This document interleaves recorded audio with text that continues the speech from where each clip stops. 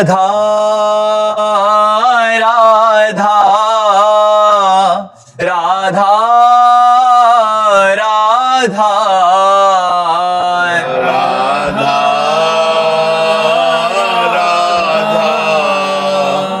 राधा राधा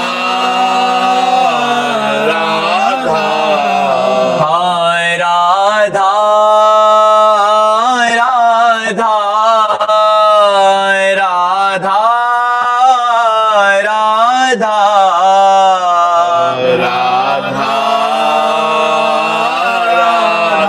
राधा राधा राधा राधा राधा राधा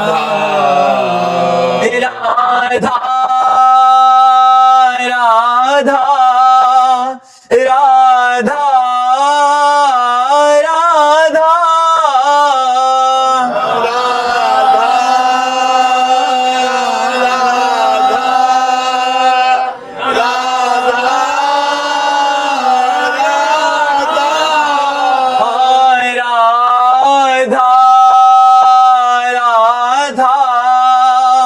राधा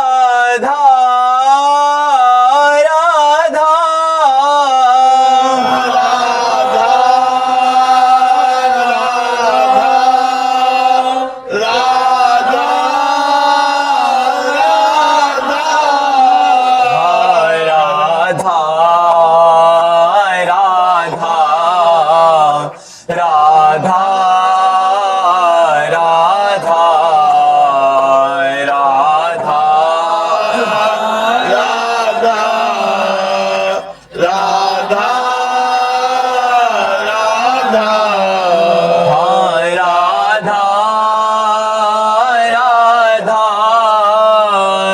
राधा राधा राधा राधा राधा राधा राधा श्री राधा वल्लभ लाल की समस्त संत हरि भक्तन की श्री वृंदावन धाम की सद्गुरुदेव भगवान की। गौरव जी कानपुर से। राधे राधे महाराज जी। महाराज जी, हमें मनुष्य योनि कई जन्मों के बाद मिलती है, तो क्या पशु पक्षी की योनि में किए गए कार्य भी हमारा प्रारब्ध बनते हैं महाराज जी? ऐसे भी नहीं, जब जब हम मनुष्य योनि प्राप्ति की कोई पहली बार थोड़ी प्राप्ति किए हैं, तो पूरे जीवन में जो कर्म हुए हैं शुभ अशुभ, उन्हीं के परिणाम रूप पशु पक्षी की योनियां मिलती हैं। पशु पक्षी योनियों में कोई नया कर्म नहीं होता, नया कर्म केवल मनुष्य शरीर से होता है। यहाँ तक कि देव योनि में भी नया कर्म नहीं होता, केवल मनुष्य योनि। 83,99,999 योनियों में केवल मनुष्य योनि 84 लाख की जो पूर्ति करती है, यही एक नया कर्म कर सकती है, और कोई योनि नहीं कर सकती। जितनी भी योनियां हैं सब कर्म भोग योनियां हैं, और ये कर्म कमाने का अवसर न, इसलिए कहा जाता है होश में रहो, गंदे कर्म मत कमाओ, अच्छे कर्म करो, बुरे कर्मों का त्याग कर दो। सबको शराब पीना छोड़ देना चाहिए, मांस खाना छोड़ देना चाहिए, जीत कीड़ा जुआ खेलना छोड़ देना चाहिए, पर स्त्री गमन छोड़ देना चाहिए, किसी से चोरी छोड़ देना चाहिए। अगर ये आचरण छोड़ दिए तो बढ़िया तुम्हारा जीवन हो गया, बढ़िया मंगल में जीवन हो गया। प्रथम बार अगर मनुष्य योनि मिली है? नहीं, प्रथम बार नहीं मिली, लाखों करोड़ों अरबों बार हो चुकी है, लाखों करोड़ों अरबों बार हो चुकी। प्रथम बार तो जब सृष्टि रची गई थी तब होते, अब तो जाने कितने कल्प व्यतीत हो गए। जी सुधा जी। राधे राधे महाराज जी। महाराज जी, आप कह रहे हैं कि आपके माता पिता का दोनों का स्वर्गवास हो गया है, बट महाराज जी ये उनसे बहुत लगाव करते हैं, तो बार बार उनकी याद में उनको भोग अर्पित करते हैं, तो कहीं और यहाँ कुछ भी अगर उनको अर्पण करते हैं, उनको याद करते हैं, तो ऐसे में उनकी यात्रा में कोई विघ्न तो नहीं मैं डाल रही, या मेरा कोई आप वो भगवान मानकर कीजिए,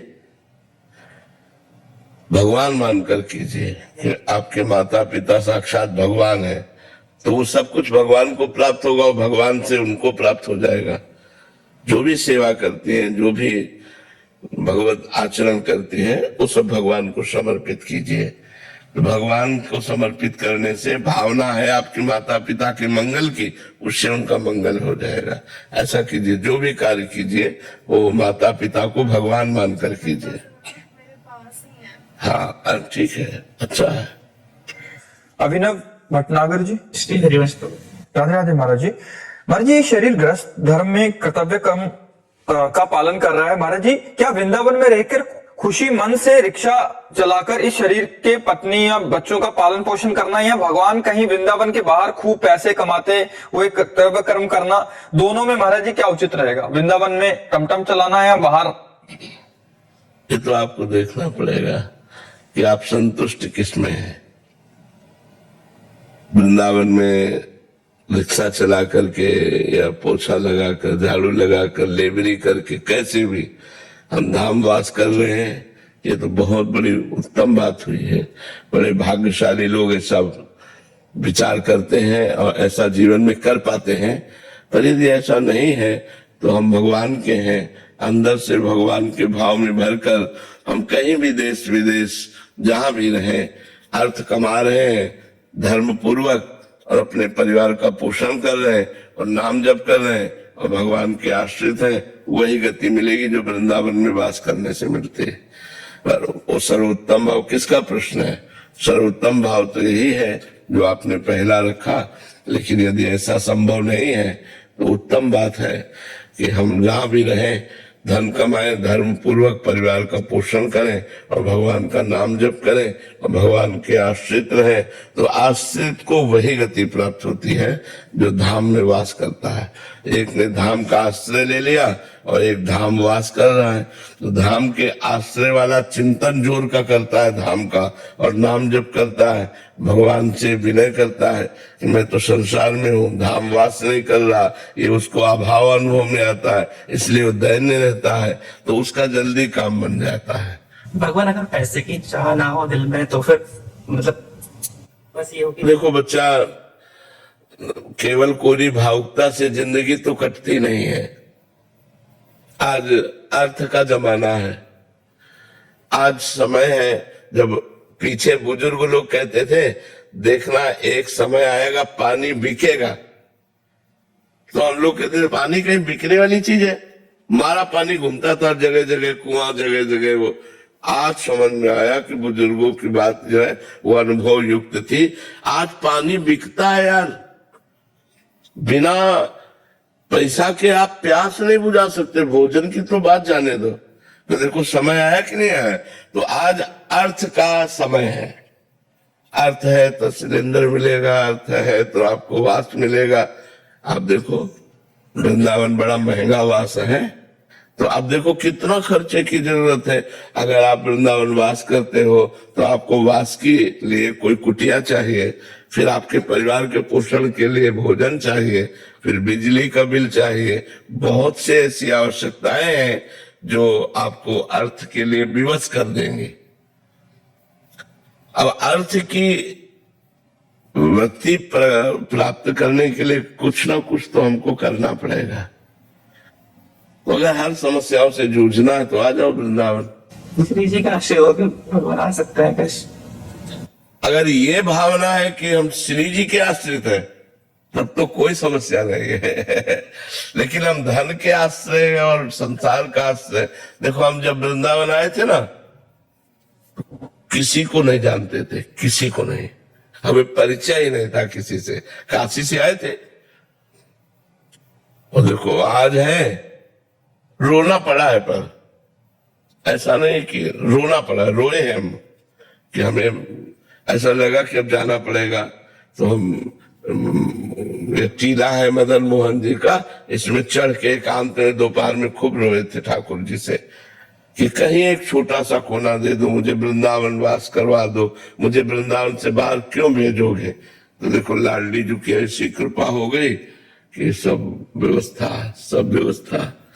वही व्यवस्था। अगर लाडली जी का भरोसा है तब तो सैकड़ों लोग ऐसे वास कर रहे हैं जिनका कोई भी अस्तित्व नहीं है और सब श्री जी चला रहे हैं, सब श्री जी चला रहे हैं, सब व्यवस्था। आप कृपा कर दीजिए हमारे भी खंड। हम तो चाहते हैं सब वास करें, लेकिन श्री जी से पास बने तब ना, धाम श्री जी का है। जिनको वृंदा विपिन है, कृपा तिन्हि की होय, वृंदावन में तबे तो राम पाए सोए।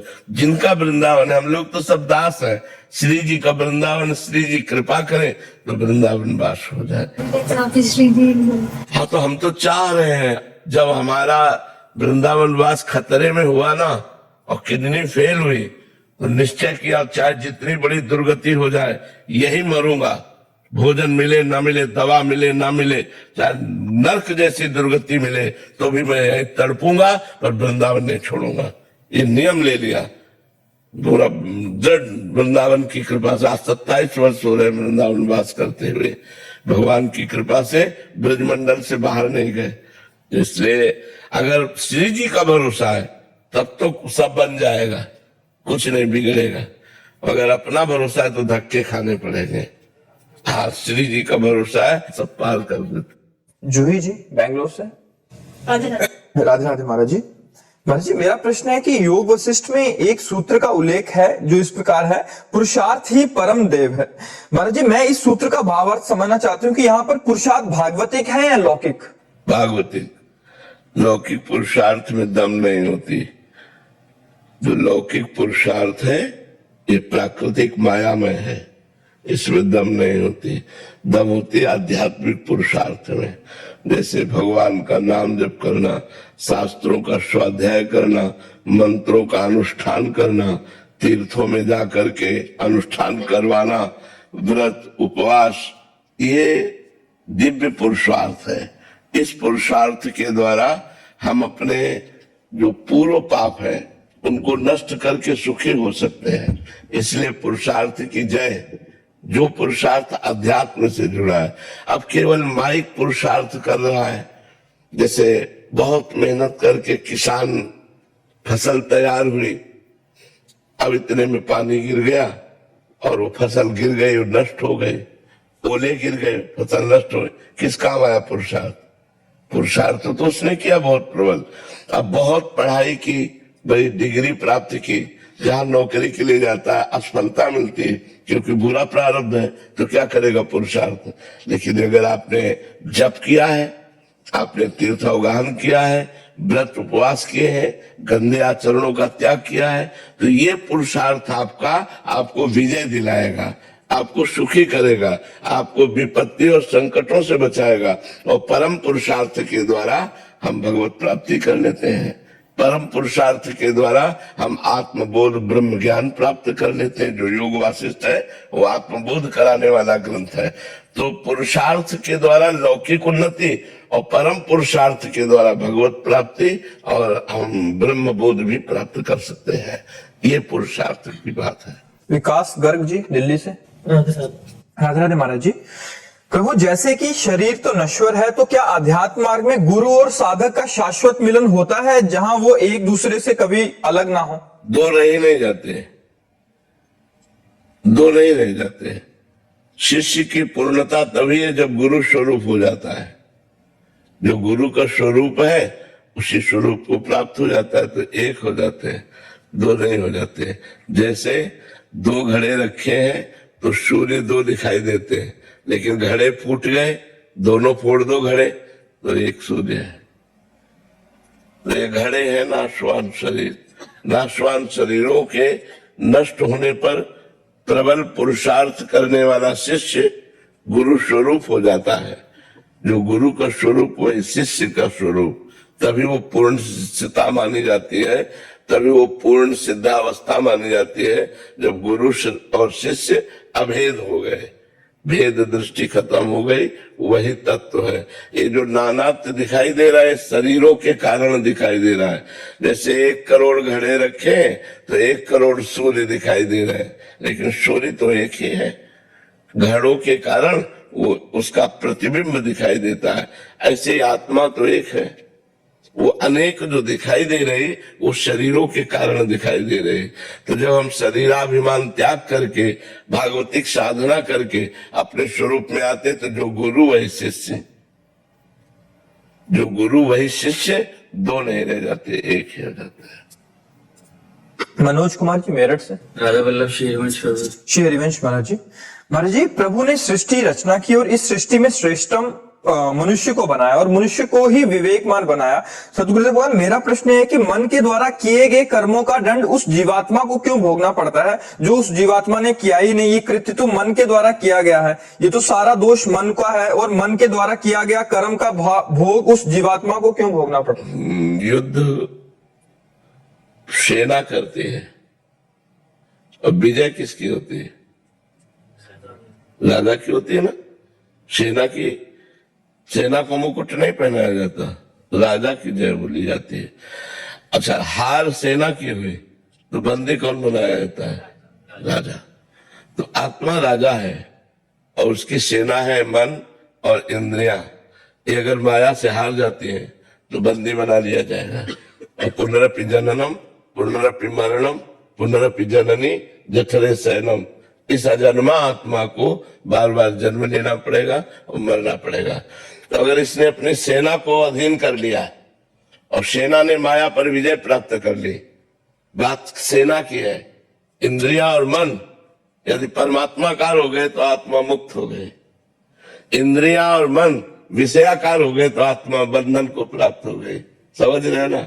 अक्रिय होने पर भी, अर्थात आत्मा में कोई क्रिया ना होने पर भी, अजन्मा होने पर भी, निर्विकार होने पर भी, वो तदात्म भाव इंद्रिय और मन में होने के कारण उस आत्मा को इंद्रिय और मन के किए हुए शुभ अशुभ कर्मों को भोगना होता है। अगर वो इन इंद्रिय और मन पर विजय प्राप्त कर ले, इंद्रियों को अपने अधीन कर ले, मन को अपने अधीन कर ले, तो वही आत्मा निर्विकार है ऐसा बोध हो जाएगा। निर्विकार थी, निर्विकार है, निर्विकार रहेगा। आत्मा कभी विकार को प्राप्त होती ही नहीं है। पर जैसे सेना हारने पर राजा की हार हो जाती है, सेना जीतने पर राजा की जीत हो जाती है, ऐसे इंद्रिय और मन के विषयाकार होने पर आत्मा का बंधन है, इंद्रिय और मन भगवदाकार होने पर आत्मा का मोक्ष है। माया पर विजय प्राप्त कर ले इंद्रिय और मन तो आत्मबोध प्राप्त हो गया, वो जीवन मुक्त मोक्ष कहा जाता है। जीवन मुक्त, बंधन और मोक्ष दोनों कहा जाता है ना। तो बंधन माया युक्त और बंधन से मुक्त मतलब माया मुक्त। समझ पा रहे आप? हाँ, इसलिए आत्मा को बंधन ना होने पर भी बंधन प्राप्त होता है। जड़ चेतना ही ग्रंथि पड़ गई यद्यपि मृषा, मतलब झूठी बात है, पर छूटत कठिनाई, छूटत कठिनाई। यही छूटत कठिनाई, ये भ्रम नष्ट हो जाए काम खत्म होगा। भ्रम है हमें कि खाने में सुख है, देखने में सुख है, सूंघने में सुख है, और मैं सूंघ रहा हूं, मैं देख रहा हूं, मैं भोग रहा हूं। तो अहंकार विमूढ़ आत्मा करता हम मन्यते बार बार जन्म मरण को प्राप्त होता है। यद्यपि निर्विकार है, अजन्मा है, फिर भी अजन्मा होते हुए अज्ञान के कारण, इंद्रिय मन विषयाकार होने के कारण उसको बंधन प्राप्त होता है। निर्विषय होने पर नहीं स्वात्मारामम विषय मृग तृष्णाम भ्रमयति, वो आत्माराम पुरुष जीवन मुक्त हो जाता है। देवल जी दुबई से। राधे राधे महाराज जी।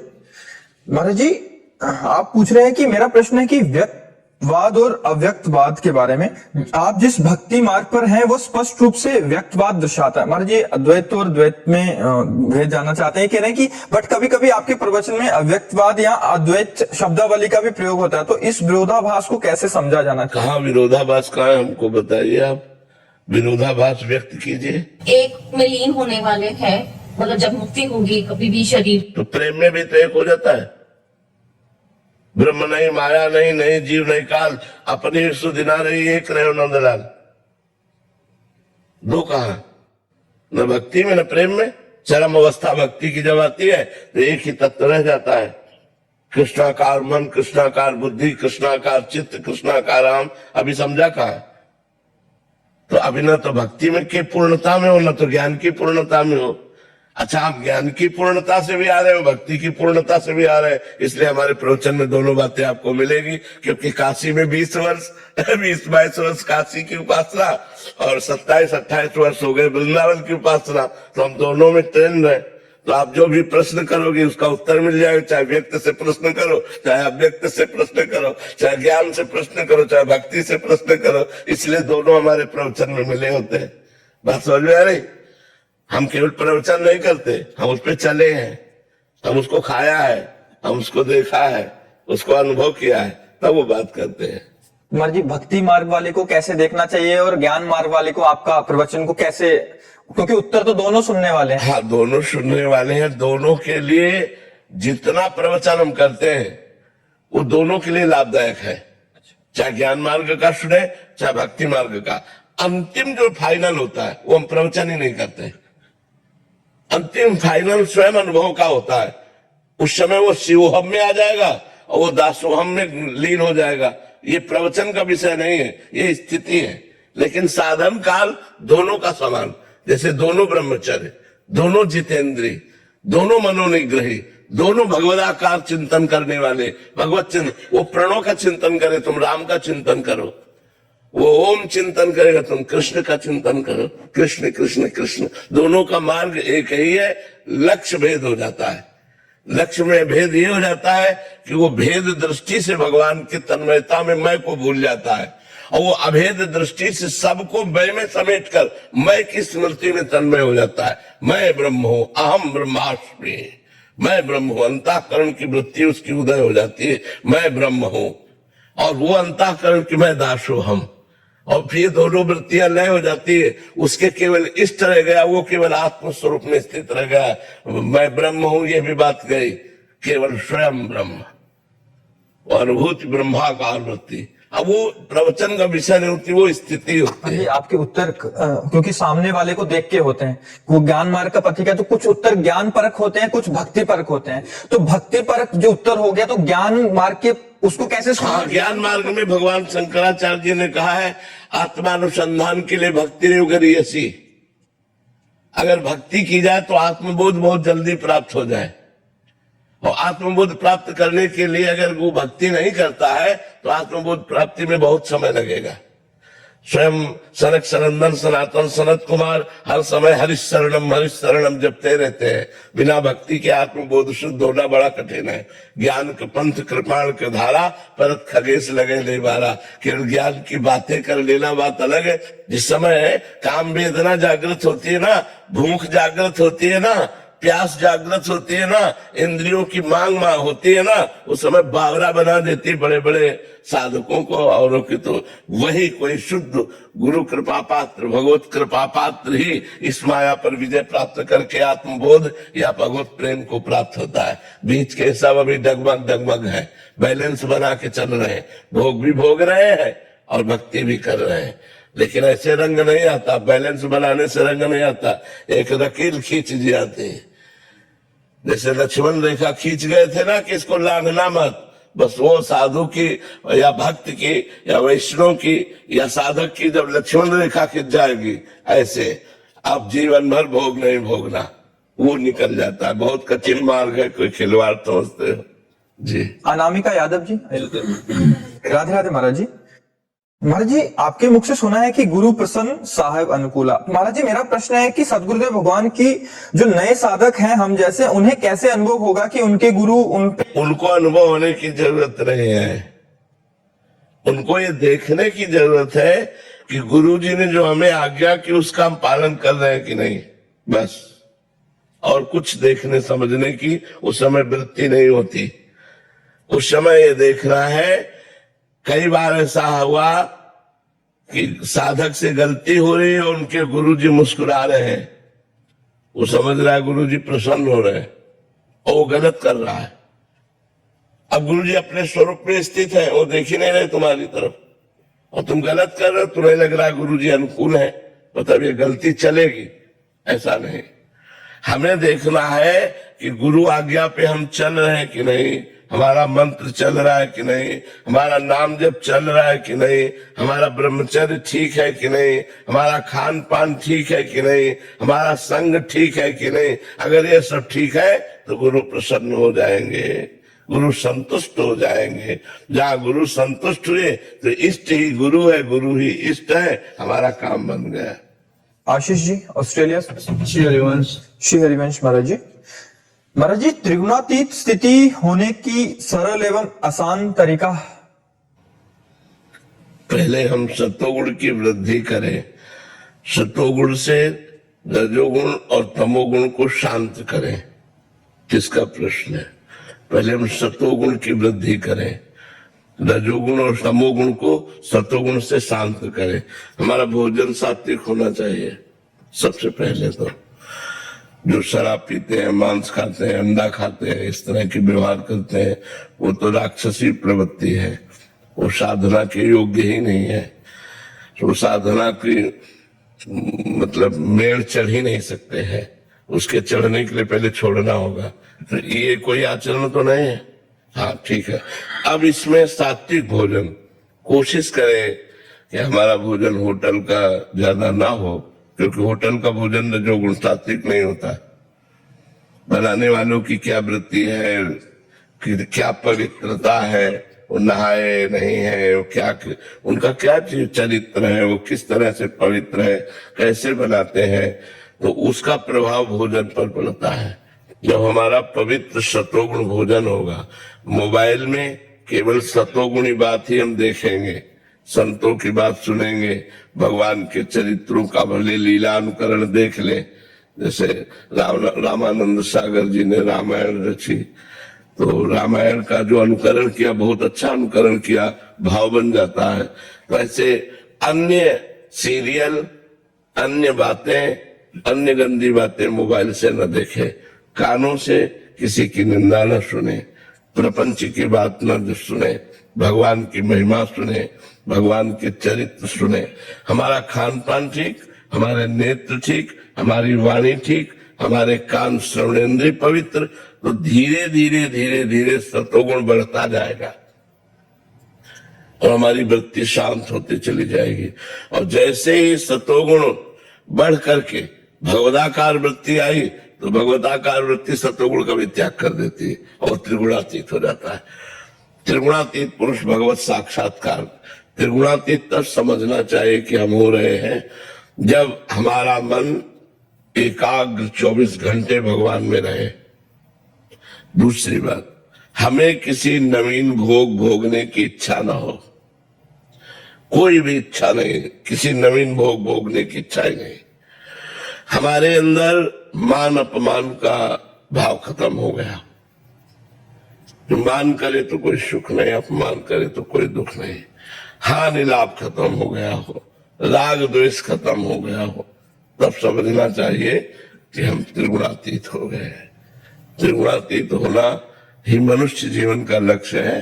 पर पहले सत्वगुण को बढ़ावे, फिर सत्वगुण को, जैसे कांटे से कांटा निकालकर हम दोनों का त्याग कर देते हैं, ऐसे सत्वगुण से रजोगुण तमोगुण को शांत करके हम सत्वगुण का भी त्याग कर देते हैं और गुणातीत अवस्था को प्राप्त हो जाते हैं। महाराज जी, त्रिगुणातीत का यथार्थ शब्दार्थ क्या, मतलब इसको जीवन में कैसे, उस महापुरुष के लक्षण क्या होते हैं महाराज जी? वो अगर कुछ भी खाता भी है, अगर वो रजोगुणात्मक भी खा रहा है, फिर भी वो इससे ऊपर उठा हुआ है। गुणातीत में फिर नहीं फर्क। अगर वो मतलब रजोगुणात्मक कपड़े डाल रहा है, फिर भी कुछ नहीं, फिर फर्क नहीं। एक बार गुणातीत हो गया, फिर उसको इससे कोई फर्क नहीं पड़ता। क्योंकि गुणातीत शरीर और संसार से परे स्थिति को प्राप्त हो जाता है।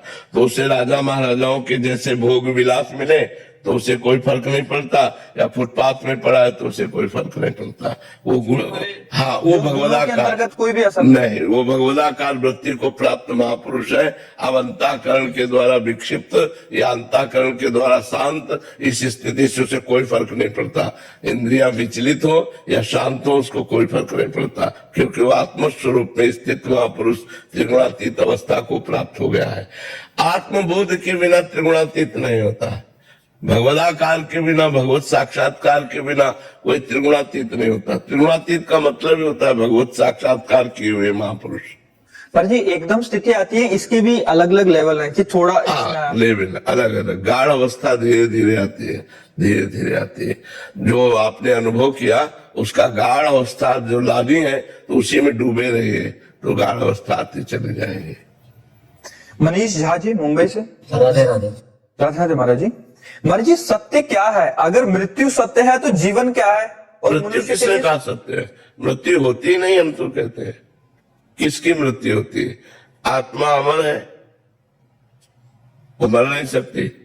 और पंचभूत समय पर बिखर करके विलीन हो जाते हैं, वायु वायु तत्व में मिल गया, अग्नि अग्नि तत्व में मिल गया, जल जल तत्व में मिल गया, पृथ्वी पृथ्वी तत्व में मिल गया, आकाश आकाश तत्व में मिल गया। मरा कौन? कोई नहीं मरा। आप विचार करके देखिए, आत्मा अमर है और पंचभूत पंचभूतों में मिल गए, तो मरा कौन?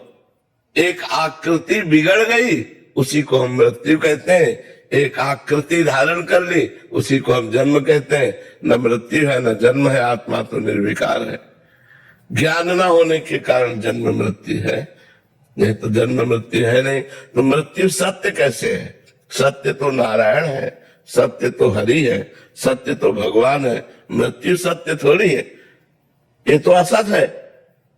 स्वप्न में तुम्हारा गला काटा गया और जब जगे तब आपको झूठा लगा ना, ऐसे जब आपको सच्चा ज्ञान हो जाएगा तो इस शरीर का भी जन्म और मरण ये झूठा नजर आने लगेगा, ये असत है।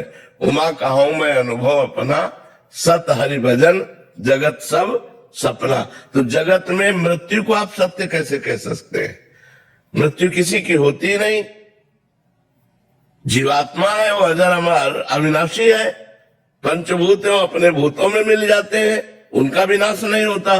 तो फिर नाश किसी का हुआ है नहीं। एक आकृति का नाश होना मृत्यु मान लेते हैं, एक आकृति का नया रूप धारण कर लेना जन्म मान लेते हैं।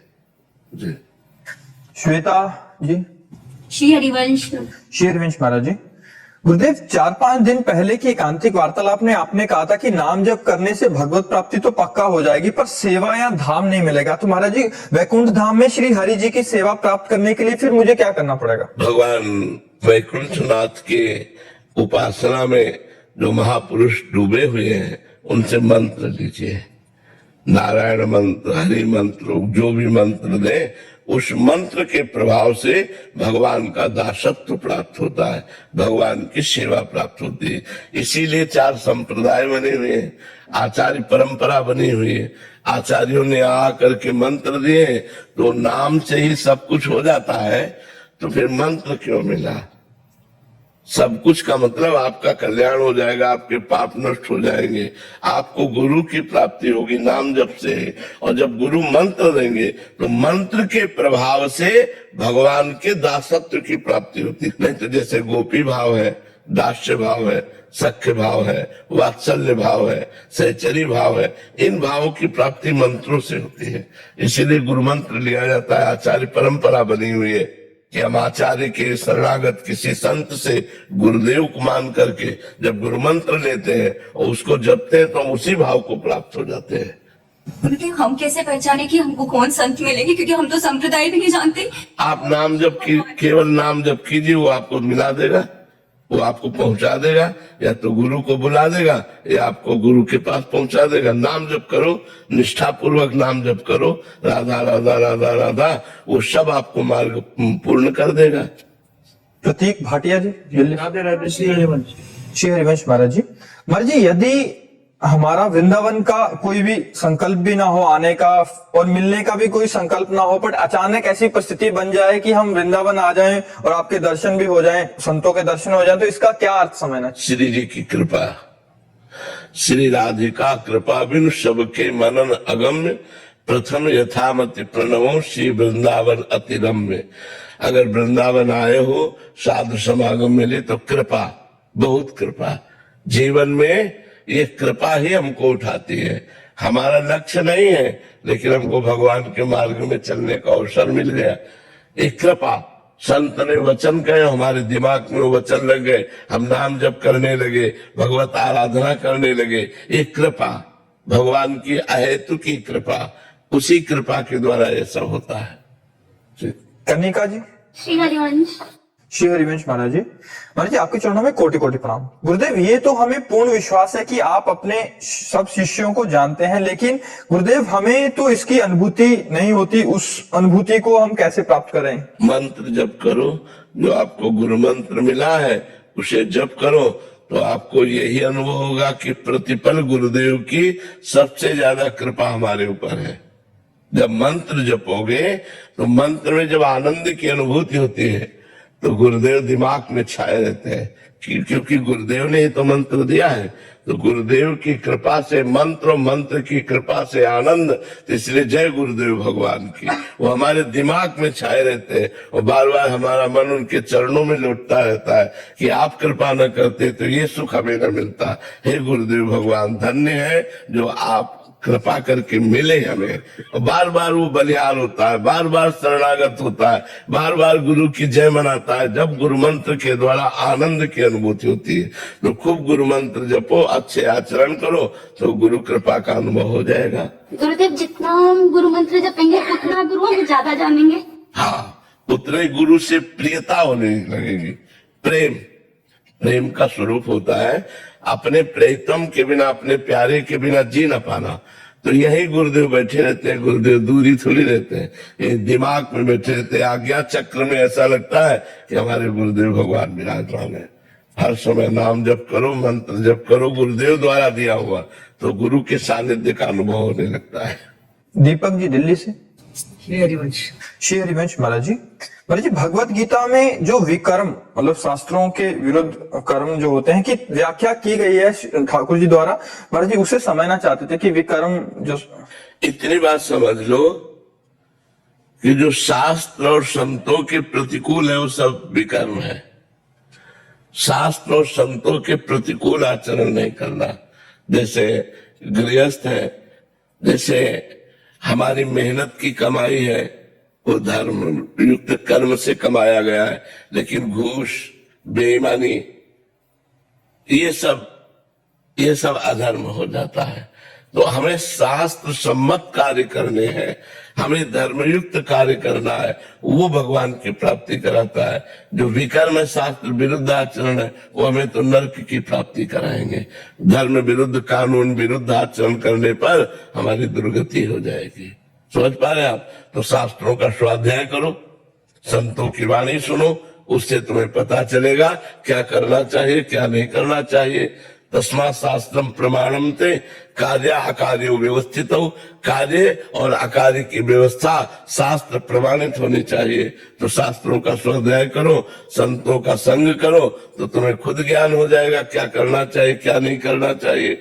और हम सबसे बढ़िया बात बताते हैं कि भगवान आपके हृदय में बैठे हैं। जब आप कुछ भी गलत करना चाहते हो तो वो आपको संकेत कर देते हैं, ये गलत है, मान जाओ ये बात। पर वो बात हम नहीं मानते, तब चलो संतों की बात मानो, शास्त्र की बात मानो। नहीं तो भगवान सबके हृदय में बैठे हैं। जहां हम गलत करना चाहेंगे वहां हमारे अंदर प्रेरणा आती है, ये गलत कार्य है, मुझे नहीं करना चाहिए, फंस जाओगे। पर हम वो बात नहीं मानते और मनमानी आचरण कर बैठते हैं।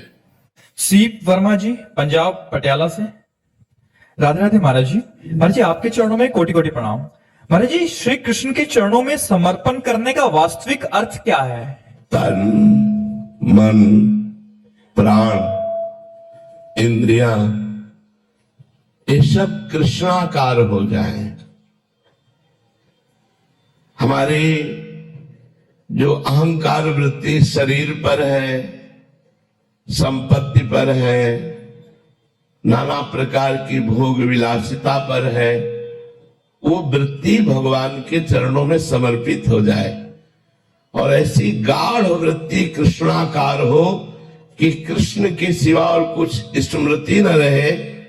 जैसे महापूज्या ब्रज की गोपी बेचने जा रही है दही, विक्रेतु कामाखिल गोप कन्या, मुरारी पादार्पित चित्त वृत्ति, दध्याधिकम मोह वसादोचद, गोविंद दामोदर माधवेति।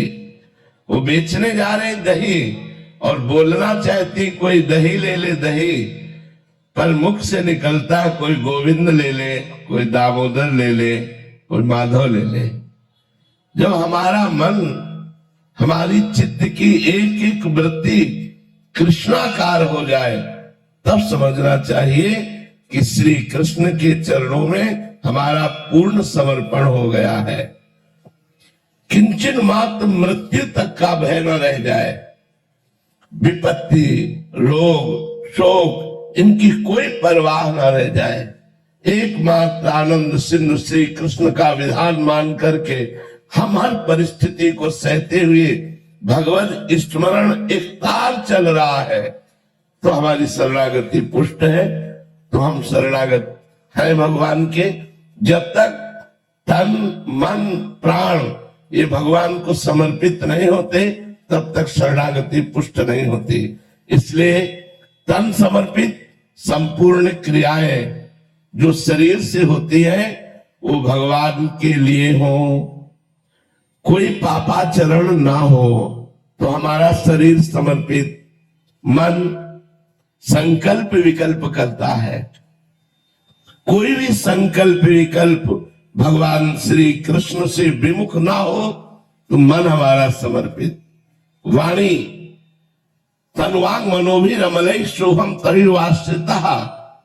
वाणी केवल भगवन नाम जप, भगवन नाम कीर्तन, भगवत चर्चा, पर मंगल की भावना से जो हम व्यवहार की भी वार्ता करें, वो धर्म युक्त करें, तो हमारी वाणी समर्पित हो गई। जब तन समर्पित, मन समर्पित, वाणी समर्पित, प्राण समर्पित। प्राण समर्पित प्राणों की क्रिया है श्वास प्रश्वास, प्राणों का आहार है अन्न जल।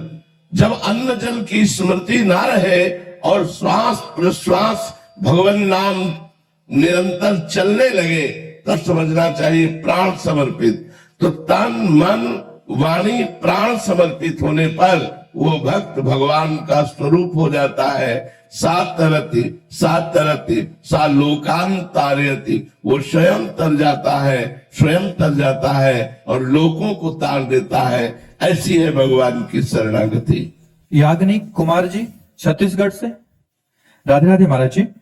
महाराज जी, मेरा एक प्रश्न है कि जब दो पक्षों में वाद विवाद की परिस्थिति आती है तो दोनों को ये लगता है कि दोनों ही सही हैं। मुझे लगता है कि मैं सही हूं, सामने वाले पक्ष को लगता है कि वो सही है। तो ऐसी परिस्थिति में क्या करना चाहिए, क्योंकि जाने अनजाने में कोई पाप ना बन जाए, ये डर बना रहता है। किसी धर्मात्मा पुरुष को निर्णायक बना लेना चाहिए।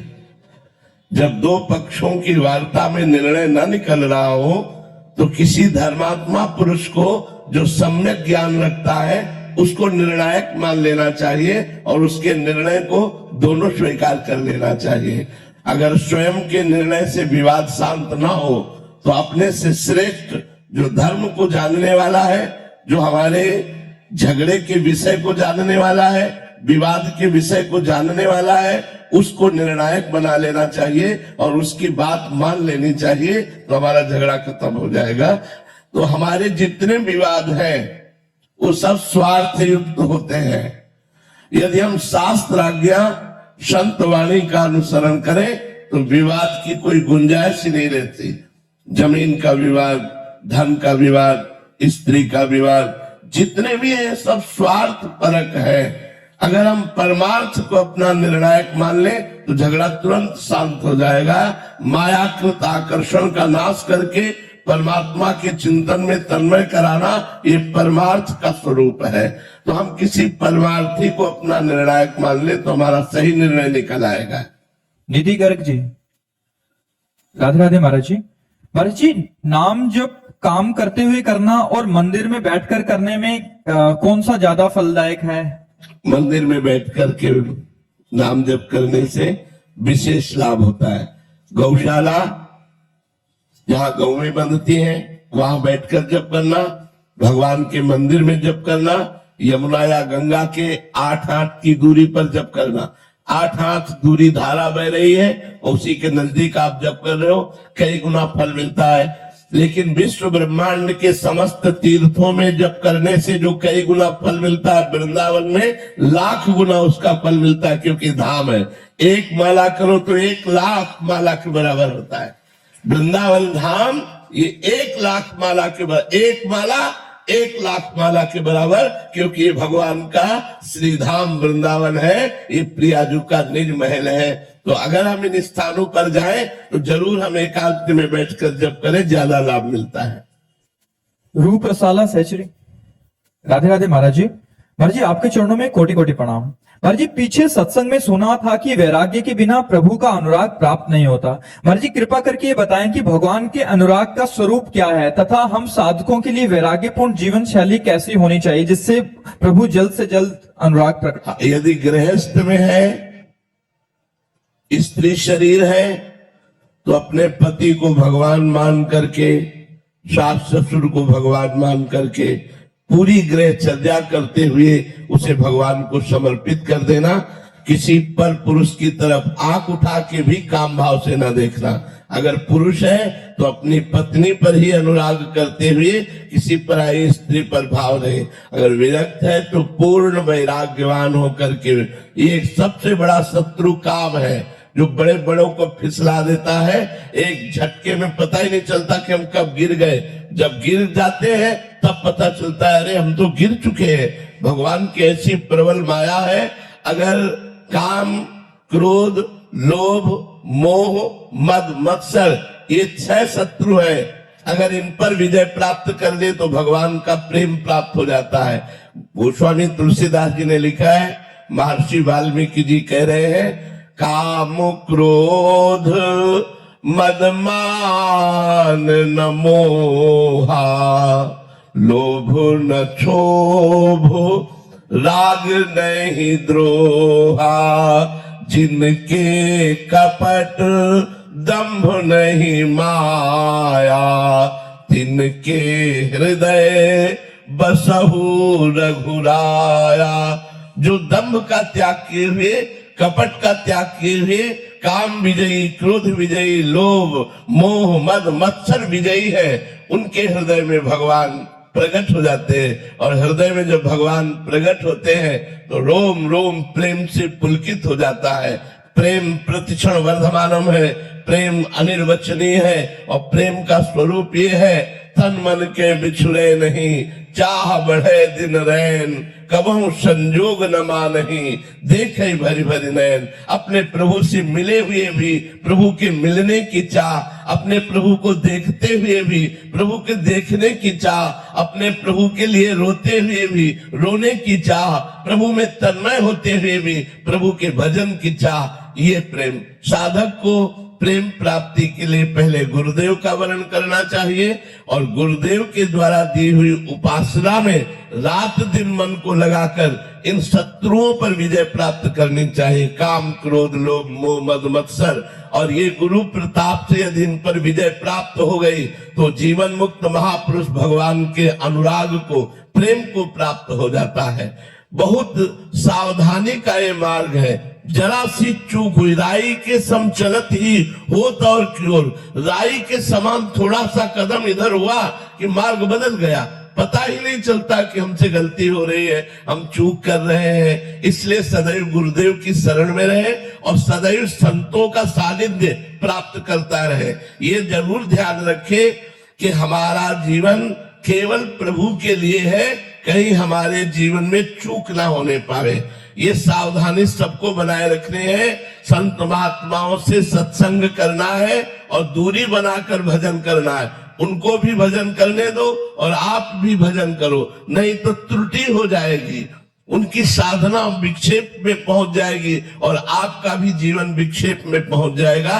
इसलिए प्रार्थना है, साधक हो या साधिका हो, बहुत सावधान होकर इस मार्ग में चले, कहीं प्रमाद स्थिति में न फंस जाए, कहीं दम्भ में न फंस जाए, कहीं माया का पाखंड न गिरा दे, तो फिर हमें प्रेम की प्राप्ति होती है। हमारा भोजन शुद्ध, हमारे आचरण शुद्ध, हमारे विचार शुद्ध और निरंतर भगवान का स्मरण, गुरु की शरण में उनकी आज्ञा का पालन, तो निश्चित इसी जन्म में भगवत प्रेम प्राप्त हो जाएगा।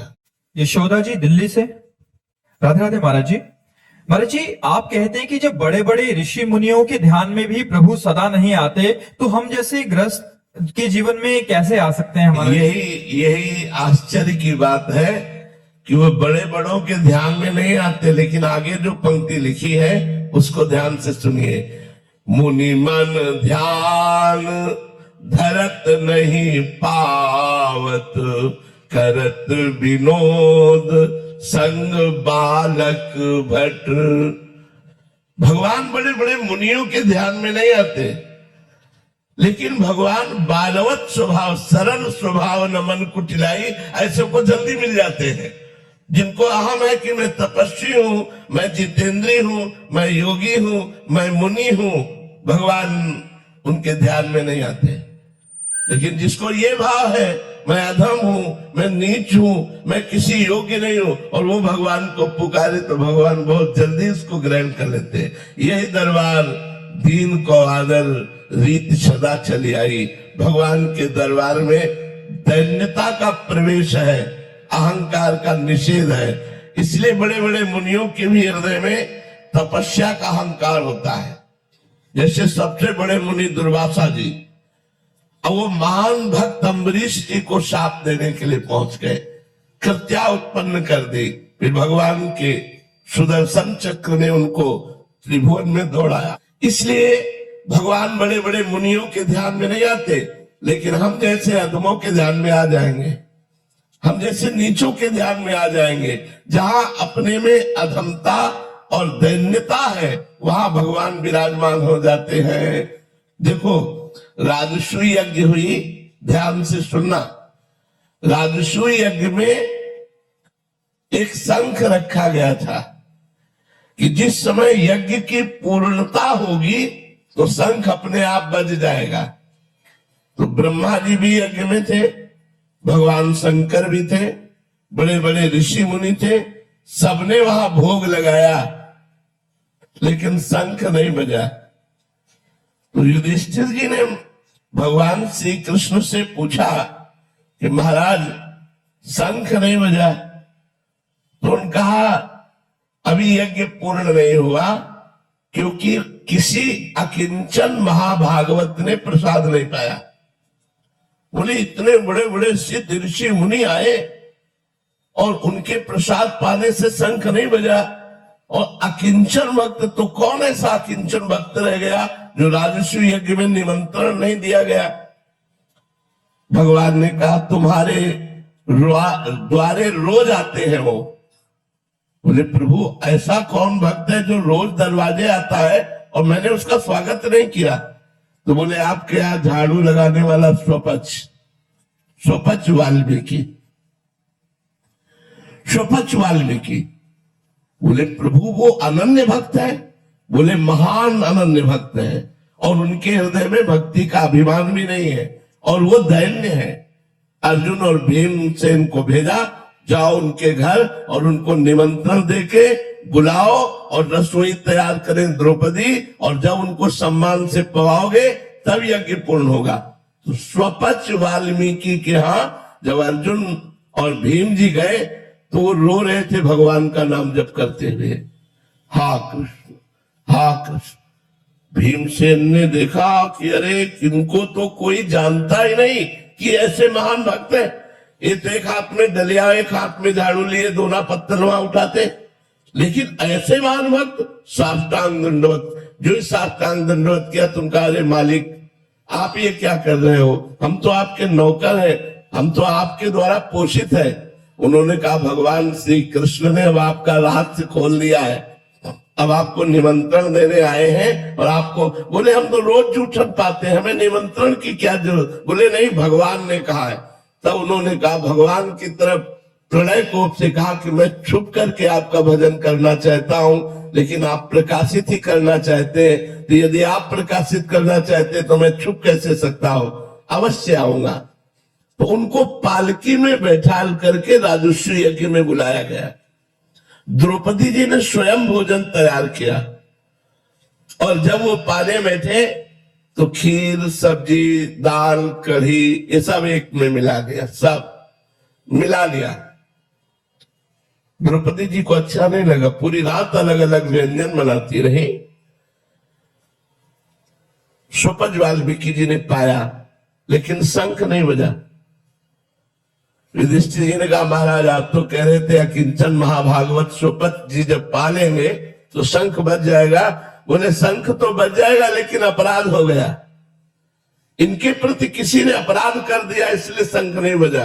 किसने किया? तो द्रौपदी जी ने कहा मेरे मन में एक बात आई प्रभु, पूरी रात सुंदर सुंदर पकवान बनाती रही, तो अलग अलग तो इन्होंने चखा नहीं, एक में मिला लिया तो मुझे लगा कोई राजा महाराजा होता तो वो स्वाद जानता, ये क्या जाने स्वाद, इसीलिए एक में मिला लिया, ऐसा मेरे मन में आया। बोले ये तो वैष्णव अपराध बन गया, वैष्णव में दुष्ट दृष्टि बन गई, इनके चरणों में प्रणाम करो। प्रणाम किया। भगवान ने कहा स्वपच वाल्मीकि जी से कि आपने ये सब एक में क्यों मिला लिया, अलग अलग स्वाद क्यों नहीं लिया? तो बोले प्रभु आप स्वाद लेने वाले तो आप हैं, हम तो प्रसाद पाते हैं और प्रसाद का स्वाद नहीं होता, इसीलिए हमने सब में मिला लिया कि प्रसाद तो चिदानंद में होता है, मैं अलग अलग कढ़ी सब्जी का स्वाद ये तो आप लेते हैं, मैं तो प्रसाद पाने वाला हूं। जे ही द्रौपदी जी ने प्रणाम किया, बड़ी जोर से शंख गर्जना होने लगी, पूर्णता हो गई। तो हम ये बताना चाहते हैं कि जहां दैन्य है, जहां अकिंचनता है, जहां अहंकार नहीं है, वहां भगवान हृदय में प्रकाशित होते हैं। अगर अपनी तपस्या का भी अहंकार है तो चाहे जितना ध्यान लगा लो, भगवान ध्यान में आने वाले नहीं। बात यहाँ ये है, और अगर ऋषि मुनि संतों को भगवान ना मिलते हो तो वो जीते किसके सहारे हैं, उनका जीवन का मतलब क्या रह गया? मिलते हैं, लेकिन जब तक अहंकार होता है साधना का, तब तक भगवान ध्यान में नहीं आते। एक कोर कृपा की कर दो लाडली श्री राधे, लाडली श्री राधे, स्वामिनी श्री राधे।